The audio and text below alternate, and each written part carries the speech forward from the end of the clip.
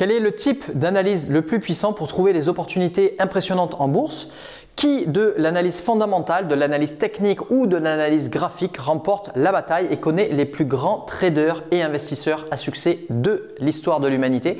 Comment déterminer le type d'analyse en bourse le mieux adapté à votre cas personnel avant de vous enflammer sur les marchés boursiers? Juste avant de voir tout ça en détail, comme d'habitude, je vous invite à faire un j'aime sur la vidéo et à vous abonner pour pouvoir recevoir les prochaines vidéos. Alors, je vais vous présenter rapidement les trois types d'analyse qui vont vous être indispensables pour pouvoir opérer en bourse, que vous le souhaitiez ou non. Si vous opérez, si vous êtes actif en bourse, vous allez forcément faire appel à un de ces trois types d'analyse pour pouvoir aller rechercher des opportunités, pour pouvoir prendre vos décisions d'entrée et de sortie. Alors, le tout premier type d'analyse, c'est l'analyse fondamentale ou qui est aussi appelée l'analyse financière. Ce type d'analyse se base sur les facteurs économiques.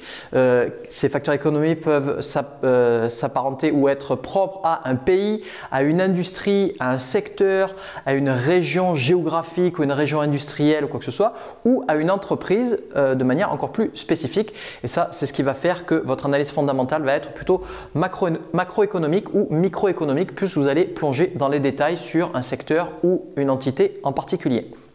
L'analyse fondamentale va vous permettre d'analyser donc la santé générale, comme par exemple les taux d'intérêt, les ventes d'une entreprise, les profits, les pertes, le niveau de concurrence ou la concurrence d'une entreprise ou d'un secteur en particulier.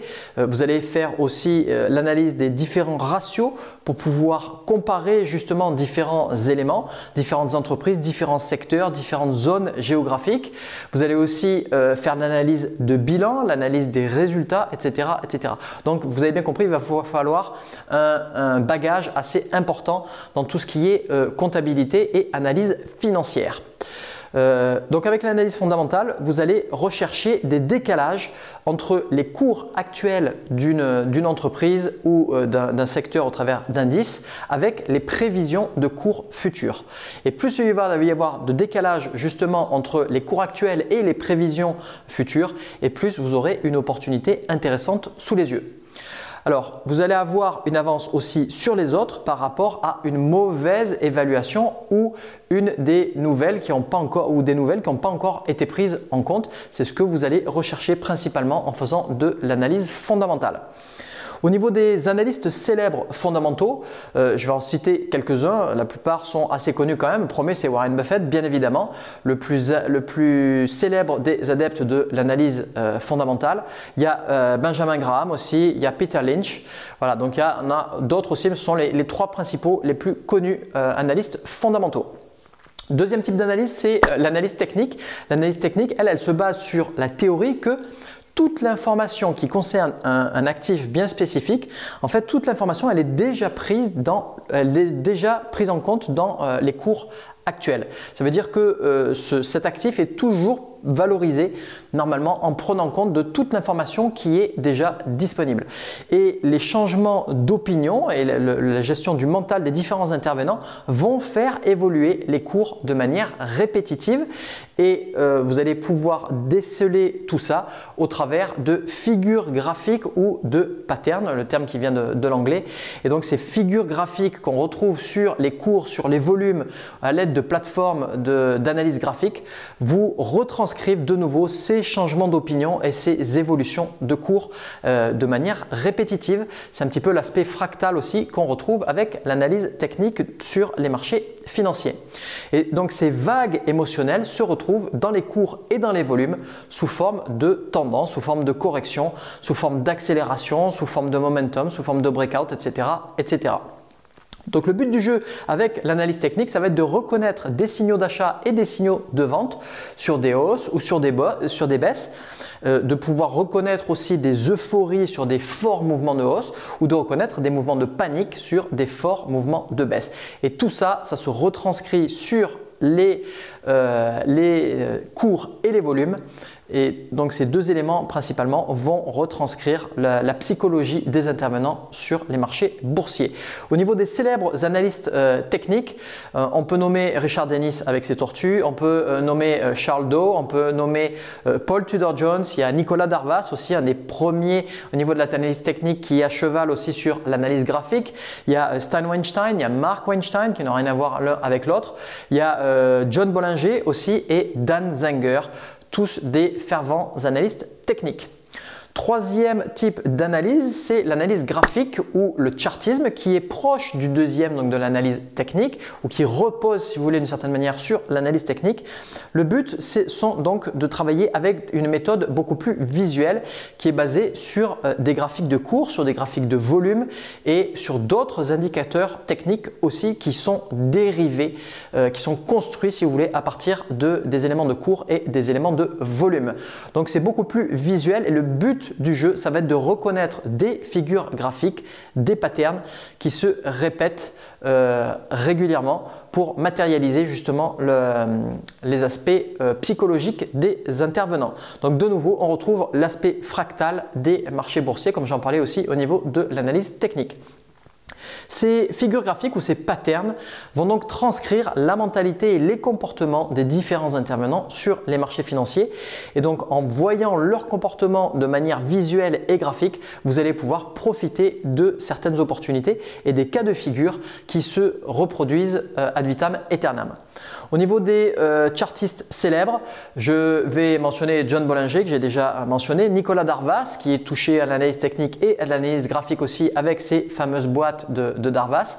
Il y a William O'Neill qui lui touche au tout, aussi bien l'analyse fondamentale que l'analyse technique et l'analyse graphique, mais principalement les deux derniers types d'analyse. Il y a François Baron aussi au niveau des figures graphiques. Voilà, donc pour conclure cette vidéo, il y a de nombreux avantages et de nombreux inconvénients selon les types d'analyse. Je ne vais pas rentrer encore plus dans les détails de ce côté-là. Je vous renvoie vers d'autres vidéos avec d'autres liens au-dessus ou au-dessous de cette vidéo. Mais dans l'ensemble, il va y avoir une certaine notion de subjectivité ou notion de retard ou d'efficacité selon les différents camps qui vont avoir tendance à se critiquer les uns les autres. Pour certains, un tel type d'analyse est plus rapide et plus facile à utiliser que d'autres. Pour d'autres, il y a des fondements aussi qui sont plus prouvés ou non que d'autres. Ce qu'il y a de sûr et certain en tout cas, c'est que des succès célèbres et des réussites, il y en a avec n'importe quel type d'analyse. Donc, ce n'est pas la peine d'aller chercher principalement tel type d'analyse ou tel type d'analyse pour aller chercher de véritables succès. Il y en a à travers les trois types d'analyse. Il y a donc beaucoup de querelles entre les différents camps, analyse technique et analyse graphique qui restent assez proches. Il n'y a pas de véritable gagnant au final.